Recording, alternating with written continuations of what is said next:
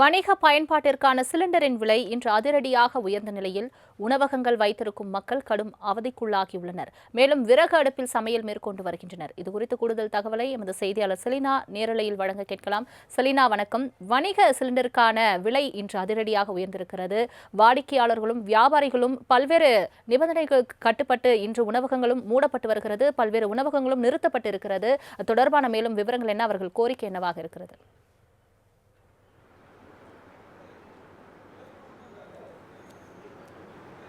போர் பதட்டம் காரணமாக தொடர்ச்சியாகவே சிலிண்டரின் விலை என்பது நாளுக்கு நாளாக உயர்த்து கொண்டே வருகிறது. குறிப்பாக போர் பதட்டம் ஆரம்பிக்கும் பொழுதே சிலிண்டரின் விலை அதே போல் சிலிண்டர் தட்டுப்பாடு என்பது தொடர்ந்து தமிழ்நாடு மட்டுமல்லாது இந்தியா முழுவதுமே இது எதிரொலியாக இருந்து வந்தது. எல்பிஜி சிலிண்டர் என்பது தொடர்ச்சியாகவே தற்போது வரையிலும் தட்டுப்பாடு தான் இருக்கிறது. அதே போல் வணிக பயன்பாட்டிற்கான சிலிண்டர் ஏற்கனவே 2000 ரூபாய் வரையிலும் விற்பனை செய்யப்பட்டு வந்த நிலையில் நாளுக்கு நாள் தொடர்ந்து இந்த வணிக பயன்பாட்டிற்கான சிலிண்டர் என்பது விலை அதிகரித்து கொண்டே வருகிறது. தற்பொழுது வணிக பயன்பாட்டிற்கான சிலிண்டர் 5 கிலோ எடை இருக்கக்கூடிய சிலிண்டர் என்பது இன்று 2426 ரூபாயாக அதிகரித்திருக்கிறது. அதே போல 19 கிலோ எடை கொண்டிருக்கக்கூடிய சிலிண்டர் என்பது 3200 ரூபாயை தாண்டி இருக்கிறது. தொடர்ச்சியாகவே வணிக பயன்பாட்டிற்கான சிலிண்டரின் விலை என்பது தொடர்ந்து அதிகரித்து கொண்டே வரக்கூடிய நிலையில் ஹோட்டல்கள் அதே போல தெருவோரம் கடைகளில் வைத்திருக்கக்கூடியவர்கள் கடுமையாக பாதிப்புக்கு உள்ளாகி இருக்கிறார்கள். பெரும்பாலான ஹோட்டல்களில் விறகு அடுப்புகளில் சமைக்கக்கூடிய நிகழ்வும் கூட நடைபெற்று வருகிறது. தற்போது நாம் நின்று கொண்டிருக்கக்கூடிய நுங்கம்பாக்கத்தில் இருக்கக்கூடிய ஒரு ஹோட்டலும் கூட தற்பொழுது இந்த வணிக பயன்பாட்டிற்காக சிலிண்டர் என்பது தட்டுப்பாடு நிலை வரக்கூடிய நிலையில் அவர்கள் விறகு அடுப்பில் சமைக்க கொண்டிருக்கக்கூடிய காட்சிகளை தான் தொடர்ந்து நாம் நேரலையில் பார்த்து வருகிறோம். குறிப்பாக பார்த்தோம் என்றால் இந்த கடையில் மட்டும் நாள் ஒன்றுக்கு 6 சிலிண்டர் வரையிலும் முன்னதாக இந்த தட்டுப்பாடு நிலவுவதற்கு முன்னதாக 6 சிலிண்டர் வரையிலும் பெறப்பட்டு வந்ததாகவும் தற்பொழுது 3 சிலிண்டர் கிடைப்பதே அரிதாக இருப்பதாகவும் இங்கு இருக்கக்கூடிய வாடிக்கையாளர்கள் தெரிவித்திருக்கிறார்கள். அதே போல விலை உயர்வும் கூட இதனால் ஏற்படுவதற்கான வாய்ப்பு இருப்பதாகவும் தொடர்ச்சியாக தெரிவித்து வரக்கூடிய நிலையில்தான் ஹோட்டல் வைத்திருக்கக்கூடியவர்களின் கருத்துக்களையும் நம்ம கேட்டு தெரிஞ்சுக்கொள்ளலாம். ஆனால் தொடர்ந்து இந்த வணிக தட்டுப்பான சிலிண்டருக்கான விலை என்பது தொடர்ந்து அதிகரித்துட்டே வருது. உங்களுக்கு கிடைக்கக்கூடிய சிலிண்டர் போதுமானதாக கிடைக்குதா? நீங்கள் விறகு அடுப்பில் சமைக்கிற காட்சிகளை நாங்கள் பார்த்துட்ருக்கோம். எவ்வளோ சிலிண்டர் நாளுக்கு நாள் கிடைக்குது? ஒரு நாளைக்கு பார்த்தீங்கன்னா நம்மளுக்கு 5 சிலிண்டர் கிடச்சிக்கிட்டு இருந்தது மேடம். இப்போ பார்த்தீங்கன்னா 3 தான் வருது.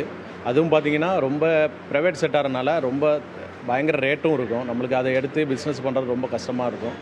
நாங்கள் இப்போ வந்துட்டு பாரம்பரியமான உணவு முறையில் ஃபயர்வுட்டுக்கு போயிட்டோம். கட்டைங்களை பயன்படுத்தி தான் இப்போ நம்ம பிரியாணி இது மாதிரி ரெடி பண்ணிகிட்டு இருக்கோம். அது முக்கியமாக பார்த்திங்கன்னா கிரேவி, பிரியாணி எல்லாமே நம்ம கட்டைங்கள் மூலியமாக தான் ரெடி பண்ணியிருக்கோம். 6 சிலிண்டர் வரையிலும் ஒரு நாளைக்கு நீங்கள் பயன்படுத்திட்டு வந்ததாக சொல்லியிருந்தீங்க.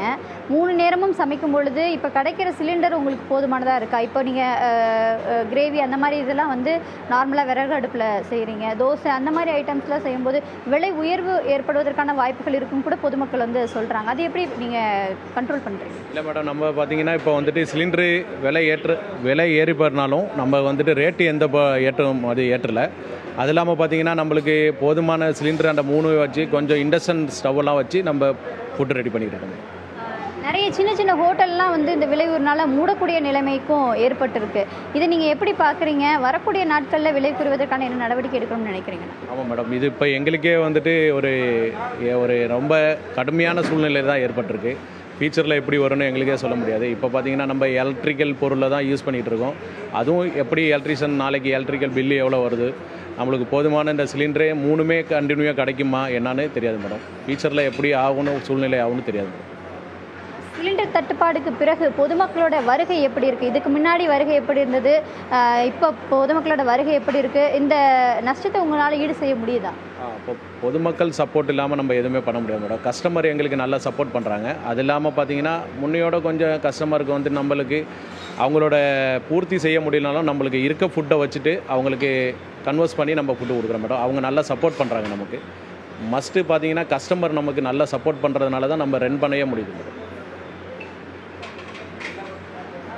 தொடர்ந்து நாளுக்கு நாளாக இந்த வணிக பயன்பாட்டிற்கான சிலிண்டர் உயர்வு என்பது அதிகரித்து கொண்டே வரக்கூடிய நிலையில் விறகு அடுப்புக்கு, அதாவது பழைய பாரம்பரிய முறைப்படியாக விறகு அடுப்புக்கு நிறைய ஹோட்டல்கள் என்பது மீண்டும் திரும்பி இருக்கிறது. அதே போல் சில சின்ன சின்ன கடைகள் என்பது சமாளிக்க முடியாமல் மூடக்கூடிய நிலைக்கும் தள்ளப்பட்டிருக்கிறது. நாளுக்கு நாள் உயர்ந்து வரக்கூடிய இந்த விலை உயர்வு என்பது மீண்டும் கட்டுக்குள் கொண்டு வர வேண்டும் என்பதுதான் இந்த கடை உரிமையாளர்களும் அதே போல் வாடிக்கையாளர்களின் கருத்தாக இருக்கிறது. ஒரு சில ஹோட்டல்களில் இந்த ஜிஎஸ்டி போடுவதைப் போலவே சிலிண்டர் காரணமாக விலை உயர்வு என்று இந்த பில்களிலேயே போடப்பட்டு அந்த பில்லையும் வைத்திருக்கக்கூடிய நிலை தான் ஏற்பட்டிருக்கிறது. மீண்டும் பழைய நிலைமைக்கு சிலிண்டர் தட்டுப்பாடு இல்லாமல் இயல்பான நிலைக்கு எப்போது திரும்பும் என்பதுதான் இவர்களின் அனைவரின் கோரிக்கையாகவும் இருக்கிறது.